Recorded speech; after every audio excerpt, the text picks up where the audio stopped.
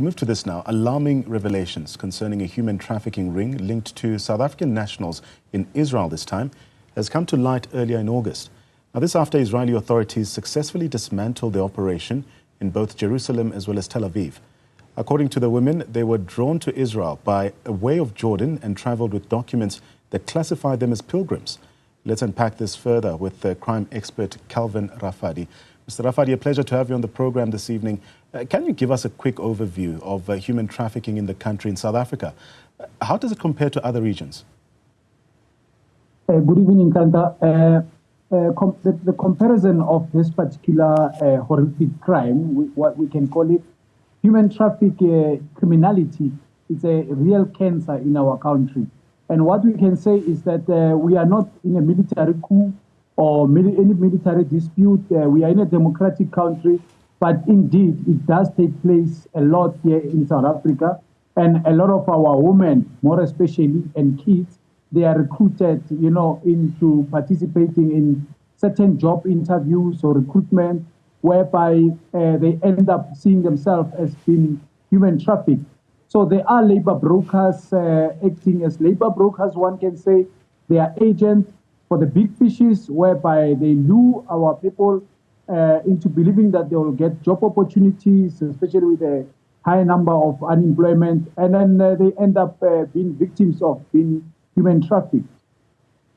I find that quite interesting, Mr. Rafadi, because this recent Israeli rescue of South African women tells us about the international aspect of trafficking involving South Africans this time. Maybe expand a bit more on that. Yeah, so basically what happens is, this particular so-called agent for these guys who are into human traffic, they look for certain features, especially women, whereby they are into modeling or they can participate into some of their nightclubs where they want to take them to go and operate.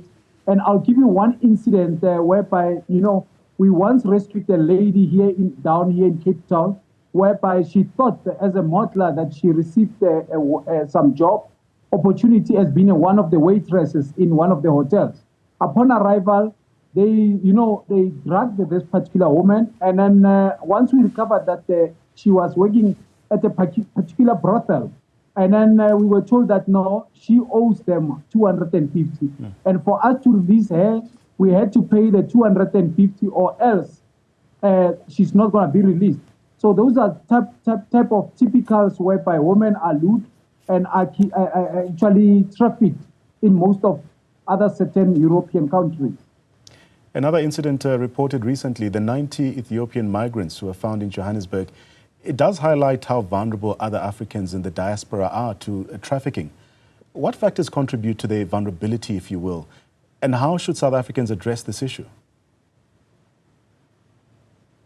Yeah, I didn't hear your question very properly, but what one can say that we need enough effort to tackle these particular crimes. And what we can say to our ladies is that, they mustn't speak to strangers or even believe that some other job opportunities without them verifying them, doing proper due diligence that indeed they do exist. So we realize that some are even, we realized that in one of the malls, especially around Pretoria, where there's a particular group that will shake hands with a stranger, and then they use a particular jelly format called melatonin. And once that happens, the lady will feel dizzy, and then she can easily be put into the vehicle and be human trafficked. So those are some of the measures that we need to look at. But what we can say is that, we realize that there are a lot of other foreign nationals that, were apprehended in around Benoni, the last raid that we saw. Yeah, and then the modus operandi operandi of those is that, you find them around the areas of where there's international airport, like your Benoni, Kempton Park, Bruma, Observatory. They live in high walls, and then they are scattered in one house. But, they are only released at a particular fee to go and do cheap labor. So those kind of males is that they actually want to be human trafficked because of the countries where they're coming from, the poverty or the war. So most of them, they will opt to be human trafficked to come this side That's why even when they are rescued, you find them as sober as they are. They are not even intoxicated or even given a particular drug. So they are as sober as they are because they know what is happening. They gave consent. It's just that when those type of houses there's a big fuss, it's because of there's a business dispute between some of the the big cartels. They will tell on the police that such a particular house is harboring such human trafficking, and that's why you see a lot of success because of once they fight for theft or disputes, and then they reveal such homes. Now, for us to better understand these trafficking operations in South Africa, what other methods do traffickers commonly use to exploit their victims? Yeah, so in most essence, like we say that, they camouflage. Some you even find them online, whereby, they can recruit you online. And then once you fall victim in meeting them, and then they promise you business opportunities or even job opportunities. And some, they even go as far as, forcing the victim getting into the vehicle, and then once they kidnap them and then they human traffic. But again, also we mustn't, forget the point that, some are even human trafficked to a point that most of their organs are, sold. So there is a business also into that particular issue, whereby most of our kids, they go missing, they are human trafficked, and then at the end of the day, certain organs in their body are being taken out and sold to these masterminds. You keep mentioning children, Mr. Rafadi. What are the biggest challenges that South Africa is facing in really combating child trafficking? And what protections are in place for these children? Yeah, I guess as parents, we need to be aware on what our kids are up to on social media, because there are certain chat rooms whereby, that's where there's a lot of trafficking of this human trafficking issue. There are so-called chat boxes whereby, our kids can be recruited there, and then they can be, part of being these monsters to take advantage of them. So as parents, we need to monitor our kids, to know the whereabouts of our kids, and even monitor the social media, like we say. But what role do law enforcement and international groups like Interpol play in tackling human trafficking? And in your view, how effective are these efforts? Well, I guess such efforts is that they make a lot of awareness, and where there is arrest, they do take, they do take part of such arrest. There are people who are on their radar and on wanted list of this particular gangs of human trafficking. But like we say, it's very, very difficult, especially like we mentioned that they stay in high walls. And, it's not easy for even us, the community, to understand what is behind a particular home or behind the wall. But, it does take place. And then the police, obviously, once they get information, they communicate with Interpol. And some are found that they are even grey listed or wanted on the Interpol list. But the big fishes, they recruit a lot of agencies to play this part on their behalf. From what you've observed, what are the main weaknesses, specifically in South Africa's current strategy against human trafficking, and how can it be improved? Yeah, in South Africa, we've got a problem with our borders, one can say. And also another problem that we're sitting with is that the so-called Lindela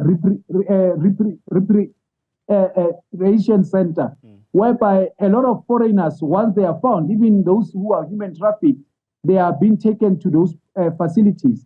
And there's a lot of corruption. That's why we call upon, the organized crime to conduct lifestyle auditing on some of those officials, because it is alleged that some are even released that site on a fee, or there's an exchange of another human to another one, whereby, the other one doesn't even have papers. And also that asylum seekers, there's a lot of loopholes there, whereby a lot of people who are human trafficked or the mastermind, they use those platforms and they use those opportunities. And that's why it's full of corruption there. But we do know South Africa to be a country that's plagued by high unemployment and joblessness, even poverty as well. How does this contribute to human trafficking, South Africa's socio-economic situation? Yeah, look, there's a lot of, like we say, you know, when it comes to cheap labor, most of the people who are human trafficked, they come here to perform cheap labor. And in line of doing that, there's a lot of criminal activities, like your counterfeit clothes, SIM card which are pre-record, illicit trade of cigarettes. So those who are human trafficked, most of the time, once they arrive here and they conduct such cheap labors, they don't even report to the authorities. And then, you know, there's a lot of crime behind that. And we've seen that, especially in downtown Joburg, your Cleveland, your Mayfair area, you know, you get cheap counterfeit clothes or even cigarettes.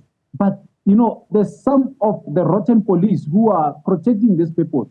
So that's why we call upon the policemen in blue and policewomen in blue who are capable or want to resolve this crime. Do not attend those crime scenes without a proper search warrant and SARS custom officials. Because most of the time we know that when they conduct such operation, they'll receive a call and say, do you have a search warrant from the top officials?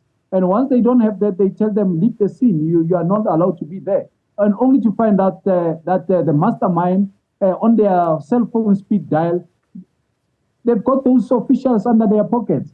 So those men in blue and women who wants to do good, make sure you get a search warrant, make sure you call SARS custom so that you can root out this particular element of crime and human trafficking.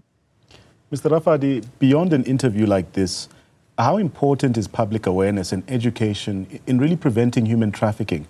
Are there any standout campaigns that have worked very well, in your view? Yes, there are. There are that we communicate with on certain social medias. There are NPCs, NPOs that constantly make awarenesses of such human trafficking, because it's really a problem, especially when it comes to our women and children. So that's why even us, you know, we call upon that do not shake hands with strangers in the malls.